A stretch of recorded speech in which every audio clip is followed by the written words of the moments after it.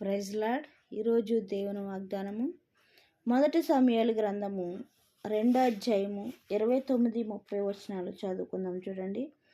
నా నివాస స్థలమునకు నేను నిర్ణయించిన బలి నైవేద్యములను మీరెలా తృణీకరించుచున్నారు?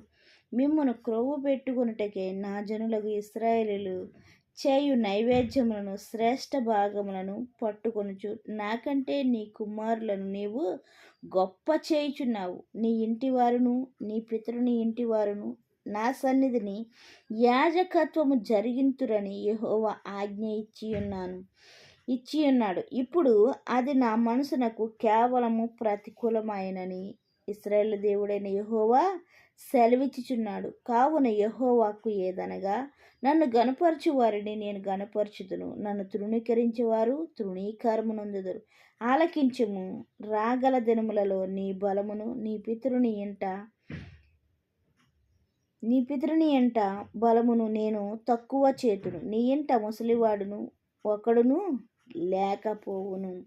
ఆయన వాక్యముతో మనతో ఏమని మాట్లాడుతున్నాడంటే, ఈ యొక్క ఇద్దరు అన్నదమ్ములను ఎన్నుకొని దేవుడు వారికి మంచి ఆధిక్యతను దేవుడు ఇచ్చేవాడిగా ఉన్నాడు. అందులో మోషే గారినేమో ఇశ్రాయేల్ ప్రజలను నడిపించడానికి నాయకత్వాన్ని ఇచ్చి అహరోను వంశస్థులను దేవునికి పరిచర్య చేయడానికి యాజకత్వం చేయడానికి అహరోను వంశస్థులను దేవుడు ఏర్పరచుకునేవాడిగా ఉన్నాడు. అంటే ఆ ఇద్దరు బిడ్డల్ని కూడా తల్లి మంచి మార్గములో పెంచేదిగా ఉంది. ఎకోబేదు అనే ప్రవర్త ఏంటంట, ఇద్దరు బిడ్డల్ని కూడా దేవునిలో మంచిగా పెంచేదిగా ఉంది. కాబట్టి దేవుడు ఏం చేశాడంటే ఇద్దరు బిడ్డల్ని కూడా దేవుని పరిచర్యలో వాడుకోవడానికి తీసుకునేవాడిగా ఉన్నాడు. అయితే మన బిడ్డలు ఎలా పెరుగుతున్నారనేది ఆయన వాక్యంతో హెచ్చరించేవాడిగా ఉన్నాడు. ఇంకా ఈ అహరోన్ అంటే ఏం చేశాడంట, తన కుమారులను హెచ్చించుకునేవాడిగా ఉన్నాడంట. ఇంకా దేవుని కంటే ఎక్కువగా మనము దేన్నైతే ప్రేమిస్తామో దానిని విగ్రహం అని చెప్తున్నాడు. కుమారులైనా కుమార్తెలైనా ధనమైన ఆస్తి అయినా ఇంకా డబ్బు అయినా కూడా కుటుంబమైన స్నేహితులైన బంధువులైనా దేన్నైతే ఎక్కువగా ప్రేమిస్తున్నామో దేవుని కంటే ఎక్కువగా ప్రేమిస్తున్నామో దేవుడు దాని విగ్రహము అని చెప్తున్నాడు. మీరు విగ్రహాలకి ఎందుకు పూజ చేస్తున్నారు? మిమ్మల్ని సృష్టించిన సృష్టికర్తని ఎందుకు మర్చిపోతున్నారని వాక్యంతో హెచ్చరించేవాడిగా ఉన్నాడు ఆయన. నీ కుమారులను నువ్వు హెచ్చి చేసుకుంటున్నావు. నీ కుమారులను నువ్వు నాకంటే ఎక్కువగా ప్రేమించేవాడిగా ఉన్నావు అహరోను అని దేవుడు హెచ్చరించేవాడిగా ఉన్నాడు. ఎందుకంటే అక్కడ ఇంకా ఆ వంశంలోంచి వచ్చిన ఏలీ కుమారులు ఏం చేశారంటే బహు దుర్మార్గులై దేవునికి ఆరాధించుకోవడానికి వచ్చిన వారితో పాపము చేసేవారిగా ఉన్నారంట. ఆ వంశంలోంచి వచ్చిన వారందరూ కూడా. అందుకోసం దేవుడు ఏం చేశాడంటే వాళ్ళని చంపించేశాడండి. అక్కడే దహనం అయిపోయేలా చేశాడు.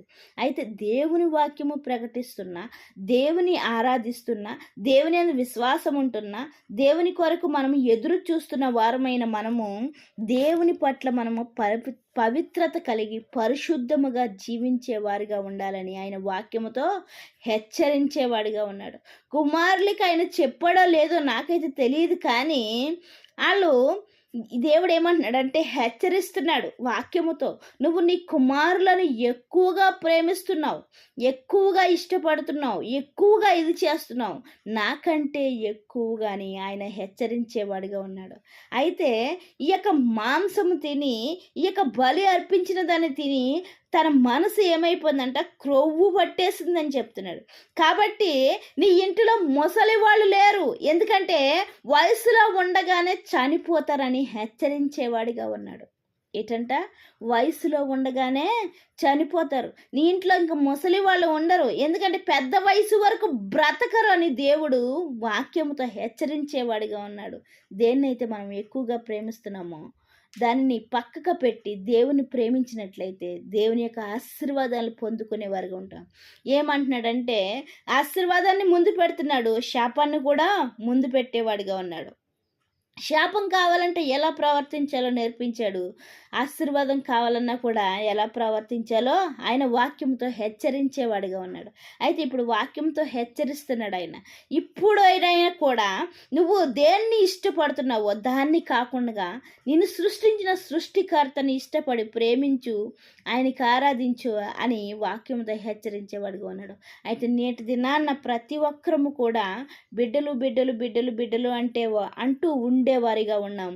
అయితే వాక్యంతో హెచ్చరిస్తున్నాడు ఆయన. ఏమని హెచ్చరిస్తున్నాడంటే, నాకంటే ఎక్కువగా మీ బిడ్డల్ని ప్రేమించొద్దు. ఎందుకంటే మీ యొక్క ఆయుష్ తగ్గిపోతుంది, మీ కుటుంబంలో పెద్దవారు లేకుండా చేసేస్తున్నాను వారిని బట్టి అని ఆయన హెచ్చరించేవాడుగా ఉన్నాడు. అయితే దేవుడు వాక్యముతో పాటు మనకి ఆశీర్వాదాన్ని తెలియజేస్తున్నాడు.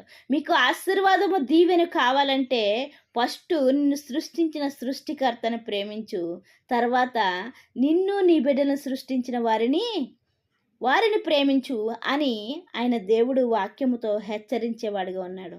నేటి దినాన్న మనము వాళ్ళ కోసమే బాధపడేవారిగా ఉండినట్లయితే వాక్యముతో ఆయన హెచ్చరిస్తున్నాడు. దేవుడిచ్చిన పరిశుద్ధ వాక్యం దీవించిన గాక. వాక్య పరిచర్యలో మీ సహోదరి. ఆమెన్.